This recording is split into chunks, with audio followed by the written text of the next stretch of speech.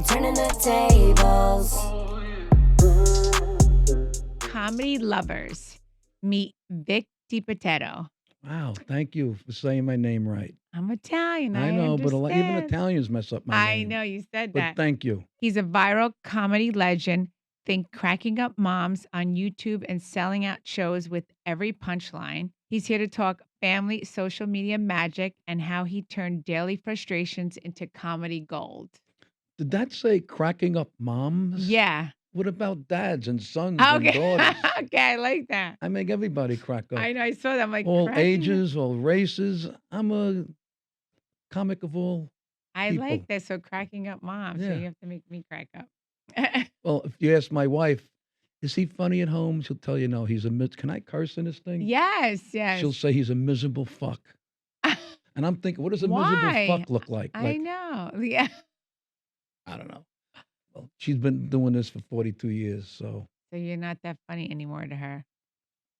she laughs on the No, I'm inside. kidding. She laughs on the inside. No, She's used to it. I like a guy that makes you laugh. And Well, like, they say that's the number one attraction that It women like to is. see in men. yeah, my husband makes me laugh. So I like that. As a matter of fact, at my wedding on Glen Terrace on Avenue N in Brooklyn, while me and my wife were dancing, I dropped my pants. And my father-in-law said, why did my father-in-law didn't like me at first. He He didn't. thought I was crazy. But my Yeah. mother-in-law, she's a And sweetheart. and how long you guys been married? 42 years. Well, he was wrong. 42 years. Yeah, see that? Yep. My mom didn't like my ex-husband, Okay. and she was right because that's why he's my ex. Always listen to mom. No, but then, she just, 'cause he was a bad boy growing up, so Right. she wanted me to stay away from him. And then, of course, see, when the moms say no, the daughters want it more. Yep. And, but Well- moms are always right. Well, like before we started recording, you turned the tables. Yes. Yeah, I did turn the tables. Yeah, because unfortunately, shit happens in life. And then, that was my first memoir. So that's why I named my podcast Turning the Tables. So let's get into some questions. Sure. I hope I have the answers. Yeah. How did you get started in stand up and go from local gigs to viral videos? Great question. Well, like most comics, I was the class clown in school. I was sneaky funny. I would make animal noises when the teacher would turn her back. I would imitate the teachers. I kept at it. Fast forward, I grew up in Brooklyn in Bensonhurst, actually Gravesend, and I went to a comedy club called Pips in Sheepshead Bay, Brooklyn. And my friend said, "There's an amateur night. Why don't you give it a shot?" I gave it a shot, and that's it. The needle was hooked. I got my first laugh, and I fast forward. Now I reached out to Long Island Governor's Comedy Club in Levittown. Then I went to the city, Dangerfields. I started middling. Then I started headlining, and now I'm doing theaters and clubs and casinos all over the country. Oh, wow. Yep. Wait, so then when did you do school bus driving? I did that from 2000 to 2013. Well, you took a break? No, I retired because my manager sat me down and said, "You don't need to have to. You could do comedy full time." And because my wife worked on the bus with me. She was my Uh-huh. matron because we had special ed kids. Oh, yeah. So you fall in love with these kids. Yeah, my mom did that also after my my brother and I. Like, my mom never worked ever in her. Oh, She was a sorry. matron? My mom never worked ever. And she was then a driver. After my brother and I got married, her friend was working there with special. Wait, you didn't marry your brother, did you? No, I'm saying. No, Yeah. It's a joke. Yeah, If absolutely it was not. Arkansas, maybe. Yeah, absolutely not. Anyway, I'm sorry. No, That but was- after my brother and I both, left Got the it. house, maybe I should say it that way. After my brother and I left the house, and she was, she never worked before, and then her friend said, "You know what? Why don't you come work with me? They need help." Like, she was on the bus, help the special ed kids, Nice. put their seatbelt on. That's a thankless job. Yes, and she liked it Where was it this? just Brooklyn, Staten Island? no, New Jersey. New Jersey. It got her out of the house, Okay. and she loved Yeah. it. Yeah, and she was working with special ed, It's aid a, kids. you fall in love with these kids. Yeah, she did that. But you had to be fortunate to get the run with the special ed kids. Other times, I also had runs where I had the future criminals of Staten Island on the bus. But Really? I could tell you stories. But you can't see. I tried to have fun with them, but my wife says no, just drive the bus because I used to play the harmonica with my nose. During Christmas, I would play Christmas carols. But these kids go home and they tell their parents something, and it gets twisted around. Now I'm harassing the kids. Unfortunately, that's the world we live in. I had to put my hands on the steering wheel, just do my job. I don't miss that job at all. You're dealing with parents, principals, and crazy kids. And then right up the road this way, I did a show with Daddy-O's years ago with Pete Davidson. Oh, wow. That's what I'm saying. My parents have laid out in Resurrection, so it comes full circle. I can't believe I'm here on Arthur Kill Road. This is crazy. That's Crazy. well, I'm glad I'm bringing back good memories for Thank you. Yeah. I appreciate it. Yeah. Which one of your sketches unexpectedly went super viral, and how did that feel? All right. Well, it's Bread and Milk. It was that had to be about 15, 20 years ago. You know what? Every time it snows in the Northeast, people see a snowflake, they panic. They got to go to the store and get the bread and milk. Right. Well, I took it a step further. I exaggerated. I had the phone. I left my house. I saw a snowflake, and I said, I got to get the bread and milk. Got to get the bread and milk. Oh, my God. They said snow. I did the panic guy, 26 seconds from my house to the car. It went viral. It's up to at least 1 billion views. It comes back every winter. They keep replaying it. Wait, what did you say? You Bread had, and milk. that's it? Oh, you're That's just saying it. that you had to go. I almost deleted it. I thought it was stupid. My eye says, no, you never know. It went viral. Oh, my And God. the views go up every winter. It's like Christmas carols. Oh, my You'll see God. in a couple of months, you'll start seeing it all over Oh the my social God, media. That's so cool. The I bread and love milk. that. But I've been doing videos since 2009. That was the one that happened to go viral for the first time. I mean, I have over 20,000 videos out there Wow, that's on amazing. YouTube, Instagram, and what's the other one? Facebook. Yeah, and Facebook, bread that's the and big milk. one. That's very, Yeah. that's what you need, right? Yeah. And toilet paper. I love that, yeah. People always mess it up. Hey, there's the eggs and bread and milk. No, there's no eggs. It's bread and milk. Yeah. When I'm making French toast here. Okay, with YouTube and TikTok, how has social media changed the game for your comedy? Okay, believe it or not, the pandemic really helped my social media because everybody was home now. And I get that when I do meet and greets after my shows. Oh my God, you got me through the pandemic. And that's my viewers and my followers. I got more followers from that.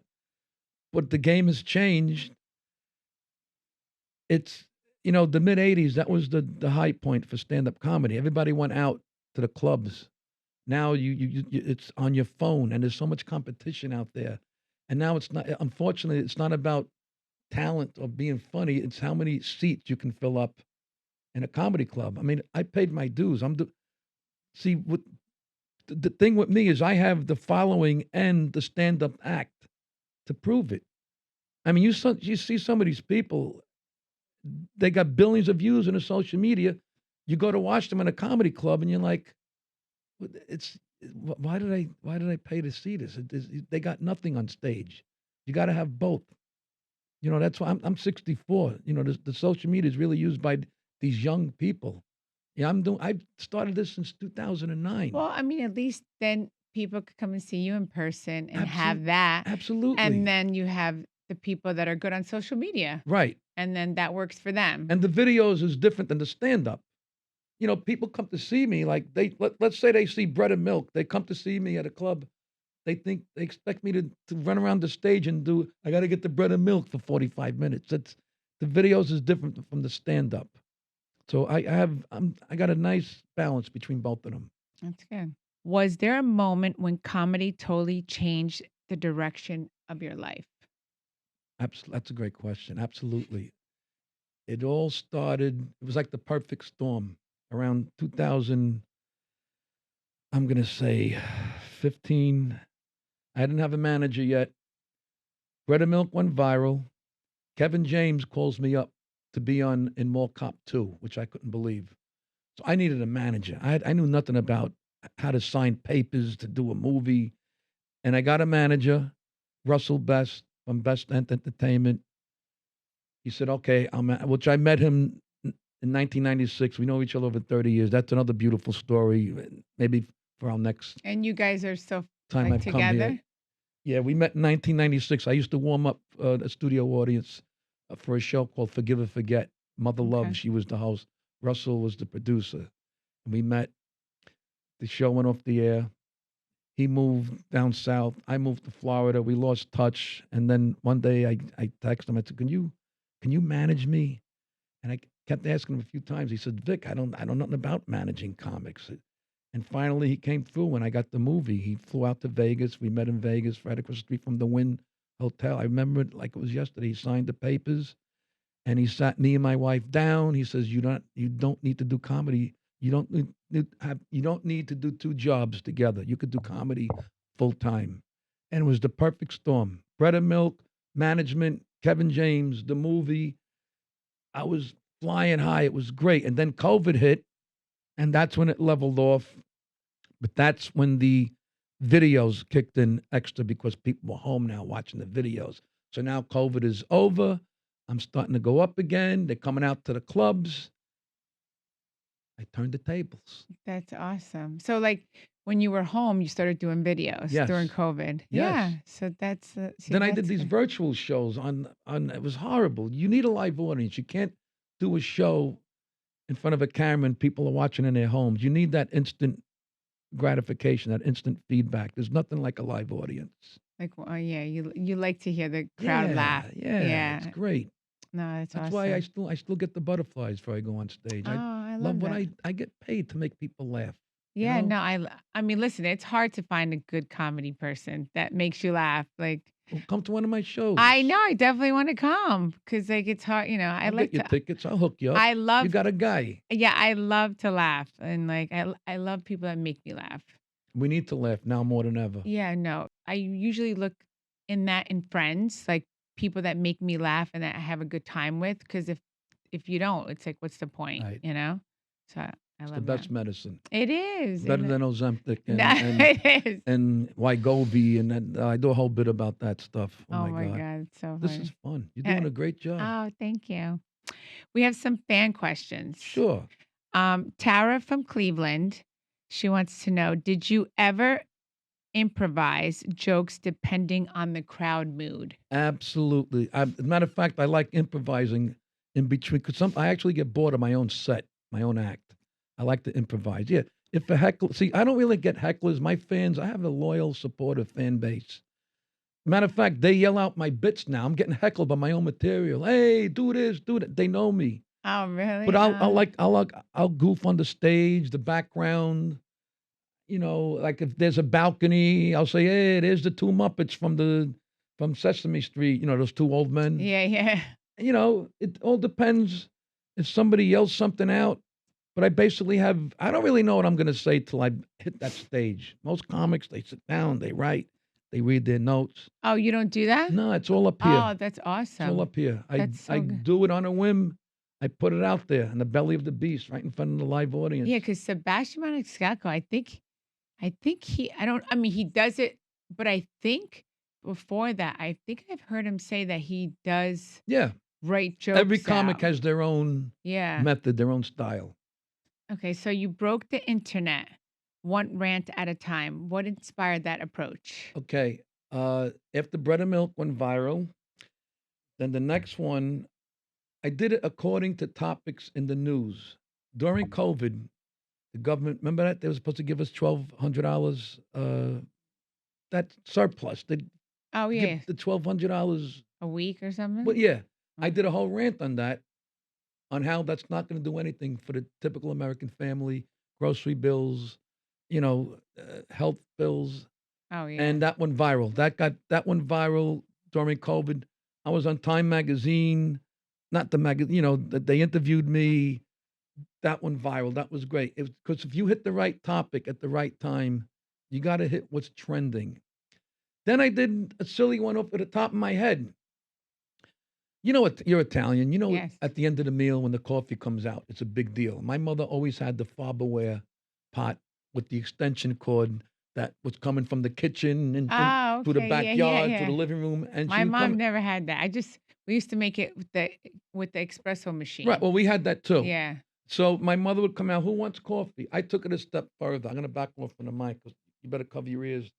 I went into a Wawa on Route 9 near my house and I grabbed the coffee pot. And I went throughout the store. Who wants coffee? Anybody want coffee? I just made a fresh pot of coffee. The guy chased me out onto Route 9, follow me up. Does anybody want call? I'm holding the pot. That went viral. And now that audio, people are using it on TikTok, on Instagram. They're using my audio, and there's nothing I could do about it. I mean, it's good exposure. Jesus Christ, give me credit. Give me a little audio by Vic DiBitetto. I don't know. I mean, there's a guy in Italy. He's on a balcony. You see his cup. He's looking at Capri, and my voiceover is over that. Oh, I love that. I'm sure you've never heard the Who Wants Coffee? No. Wow, I have to look for that's it. just as big as bread and milk. I have to ask my kids. They're always on I'm sure they TikTok. know it. So Who Wants Coffee? Who Wants? Okay. Yeah. Okay. Wow. Then I did one about Kanye West. That went viral. I did one about Justin Bieber. It's a roll of the dice. You don't know what's gonna hit and what's. I see some of my videos I think are stupid that go viral, and other ones that this is gonna go viral, and it doesn't. And it doesn't. I know. It's like a roll of the dice. You're That's right. all it is. It's like you don't know what's gonna, Yep. click with the what people are what they're thinking, Exactly. when they're watching it. It's the algorithms. It's a whole. Facebook is different than Instagram. Instagram's different than YouTube. It's a chess game. Yeah. Different platforms want different things, and it's not when it first started. They're limiting it's not just me. They're limiting everybody's audience. They want you to pay. They want you to boost, and it's a shit show now. Well, but that's pretty cool. That's awesome. All right. I have some fan questions more. Joey from Boston. Which video made you say, "Oh wow, that's hitting"? Wow, we're just talking about that. About Definitely not bread and milk. But message to the government, I had a feeling was going to resonate with a lot of people. And it did. And you could see that on YouTube. Just type in my name, Vic DiBitetto, I'm in the car, and my veins are popping. I'm spitting. I'm screaming. This vein I really get into it. And it resonated. It was the perfect storm. You had COVID, the $1,200 surplus, it did shit for American people, and it was great. Yeah, but that was. But whenever I do a video now, I just throw it out there. Whatever happens, me and my manager, we call it ebb and flow. Yeah. You're gonna get the good views, and it is what it is. Like it'll consume you. Right. Just let it ride. Next question, Lori from Atlanta. How do you handle negative comments online after a video drops? Great question. At first, I would interact with these. I call them mutants. There is I don't know what's going on with this country. Everybody is so negative. I know. And hateful. Trust me, I get it. You don't like me. You're not a fan of mine. Don't follow me. Thank you. I get it. Just move on. So now you took the time out of your day to write. I write funny things back. Like somebody said the other day. What I do now. They said something I forgot what the actual, what they actually wrote, but then I said, "Kiss my ass."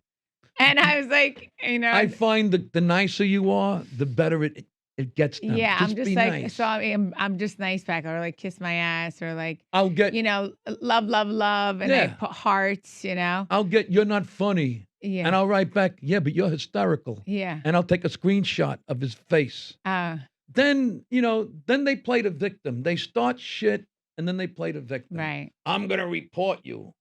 Why? Your page is open to the public. Or what? Sometimes you just delete it That's what I do now. Block them. The older I get, yeah, because if they report you, then something could happen. I've been in and out of the can so many times in Facebook. I got a guy. He gets me out of there in 2 days. Oh, good. Yeah. Okay. All right. Last question. Good questions. Dylan from Seattle. What's the next venue or platform you want to conquer? Okay, I would love to act. I mean, I'm in Gravesend with William DeMeo. It's about the mob in Brooklyn in the 1980s. Gravesend. Okay. And talk about coming full circle, like me here on Arthur Kill Road. I'm in the studio. I used to work in a school bus company up the road. Gravesend is the neighborhood I grew up in Brooklyn. And now I'm in season 2 and 3 in a series about my neighborhood. It's I'm in a scene with Andrew Dice Clay. I love that. And I started with Dice at Pips. Now I'm doing scenes with him. It's just surreal. I would like to do more acting. I'm in season 2 and 3. Hopefully somebody sees that, and how But that's good. It's It- good you're putting it out there. Yeah. Home, maybe Scorsese will call my manager. Who the hell Yeah. knows? Well, tell everybody where they can find you. It's on Amazon Prime and Tubi. It's called Gravesend. I'm in season 2 and 3. We're still filming season 3. And season 3, the first 2 seasons got bashed. Talk about the haters. Not funny. It's not the Sopranos. You suck. Excuse me. The first season of the first pilot season of Seinfeld, the critics trashed it. And it turned out to be one of the greatest sitcoms. Right. But season 3 is going to be much better. They put more money into production. Shaquille O'Neal's in it. Chazz Palminteri. A lot of characters from The Sopranos is in it. Yours truly is in it. But it's called Gravesend on Amazon Prime and Tubi. Okay. And can they find you? Oh, VicDiBitetto.net. Okay. And if you my last name's a tongue twister to spell. Nobody says it right. Nobody spells it right. The easiest thing I tell my fans, go to Google. Just type in Vic D, and it automatically everything shows up. DiBitetto. Awesome. I'm right under Vic Damone. Got it. Okay. And it's got my Facebook link, my YouTube link, my Instagram link, my TikTok link. It's hard. It's very frustrating because, I put my flyers. I always plug my show. I got flyers on my fan page. I have a website. And people will text me, Vic, when are you coming to Uncle Vinny's in Point Pleasant, New Jersey? And I got to write, I was there this past weekend. If you're my biggest fan, wouldn't you know my schedule? Yeah. If you don't hold their hands. Or they missed it. Yeah. So I just want to say thank you so much for coming on Turn the Tables. My pleasure. Make Thanks. sure you rate and review, subscribe where you get your podcast. Thank you. Thanks for having me. Thank you. Love, love, love. Mwah. I'm turning the tables. I'm turning the tables. Let's go. I know you love my style. I'm gonna make them smile. I am the one to win. Keeping them all to win. I'm turning the tables. I'm turning the tables.